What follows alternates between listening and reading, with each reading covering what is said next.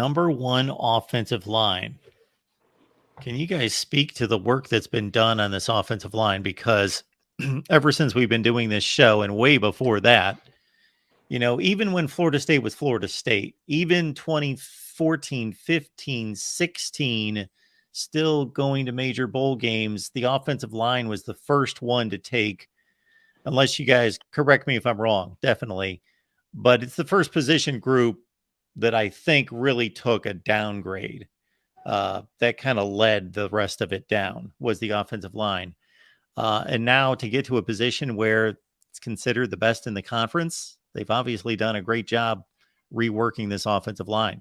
It's like recruiting as well. I want to bring this up real quick because he had just made the statement earlier today.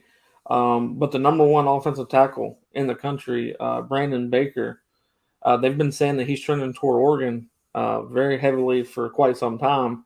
And his conversation today with On 3, he said that people are sleeping on two teams, and Florida State and Tennessee are the two teams. He said that Florida State's doing everything in their power, and he's really liking what he's seeing from Coach Atkins.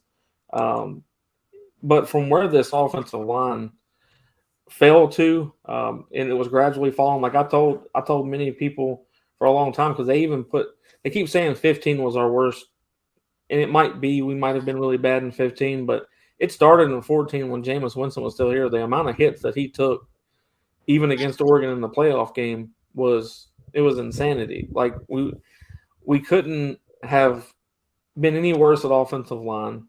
We just had one of the offensive linemen, the center, and I can't remember his name right now. We had the center from back in 2013 and 14 on a space, and we were talking about, because he was here till 18, we were talking about it, and Trickett was the offensive line coach, and for some reason we started going after not necessarily the top-rated guys. We started going after guys that just wanted to work.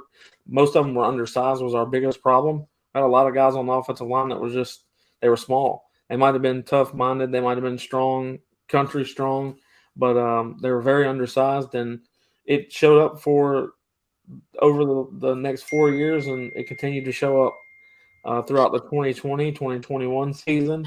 And I think that's what people aren't paying attention to at Florida State. Like the 2022 cycle alone, Florida State went after so many offensive linemen. They put all of their resources to Atkins and said, look, we've got to get an offensive line for the future. We've got to do something. So let's put everything we've got into this basket of getting as many top grade offensive linemen that we can for the future. And then they threw it in when the transfer portal came about and pulling the best offensive lineman and offensive tackle that they could, just like they did this past season with getting, was it Byers and Casey Roddick? Like, you had to build that right off the bat. So what we were versus what we are now, I completely agree with Mark with what you were saying, but to me, it's about what is the future of the line back, or the offensive line going to look like. And I'm very pleased with what we're recruiting. That's why I say pay Atkins. If you got to pay two head coaches, it might as well be Atkins and Norvell instead of paying someone else, because Atkins does a job that I don't know if anybody else in the country does that well at, because our offensive line has definitely got depth, and it's a complete night and day difference from what we had just a few years ago.